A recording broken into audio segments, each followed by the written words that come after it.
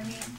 Um, Everyone has a goal that they want to accomplish, and sometimes when you don't accomplish that goal, you're discouraged, and instead of trying harder, you stop trying. You don't want to deal with it anymore because it just gets to a point where you don't feel like keep going anymore.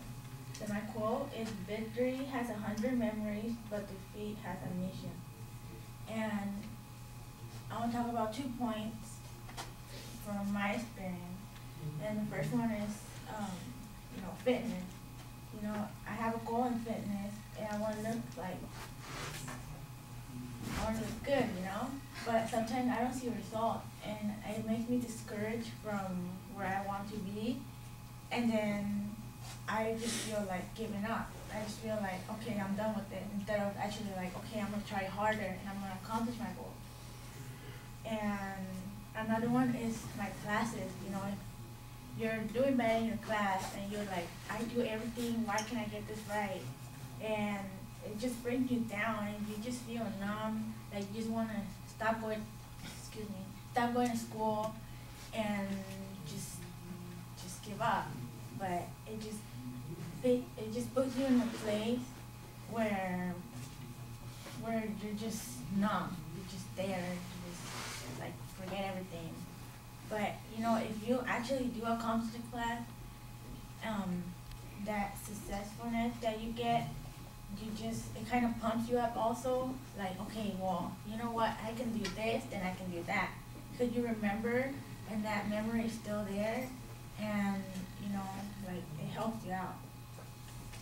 So it's not every time that we're going to succeed at first, but if we keep trying, we'll eventually get to where we're going to be.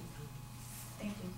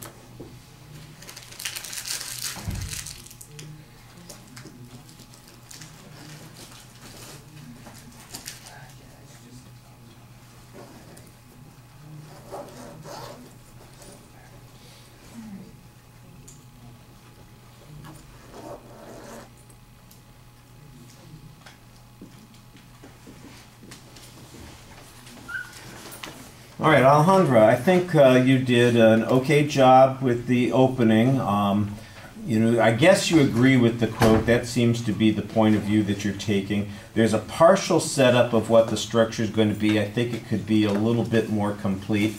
I like the 2 examples that you're talking about. I thought that they worked well. You could use a little bit more detail on each of them, but I thought you had good ideas for what you are getting into. The physical fitness, weight loss, sculpting yourself sort of thing, working out at the gym, and the example of school and sometimes being discouraged. I thought those were both good examples. If you personalize them a little bit more, if you've got a particular thing that you could talk about at the gym, maybe a discouraging comment that somebody made or something that so I tried to get, my biceps looking a particular way, and I spent hours and hours, and I looked at them and, that's not what I wanted, that sort of thing. Any detail would help. Like I said, and make it a little bit more interesting. But I thought the examples that you had were pretty good. Your presentation issues, you've got one of those quiet voices, so you probably need to project a little bit more, and that'll help the energy level a bit. But it flows pretty smoothly. I didn't notice a lot of problems. I thought you had some good gestures and indicators while you were speaking. Your facial expression, you seem like you were engaged with the subject, and sometimes the emotions are being reflected there on your face. Your eye contact is a little inconsistent. when you begin, you're looking off in the corner. Then kind of in the middle part of the speech, you do look around the audience and start making contact. But then toward the end again, I think you are just looking off to the sides. And I think that's where your anxiety is coming out. That and your feet, because your feet look a little bit nervous. There's a lot of shifting and moving around with the feet. And you never seem like you get into a position where you're the one who's in control. And I think that's a little bit problematic.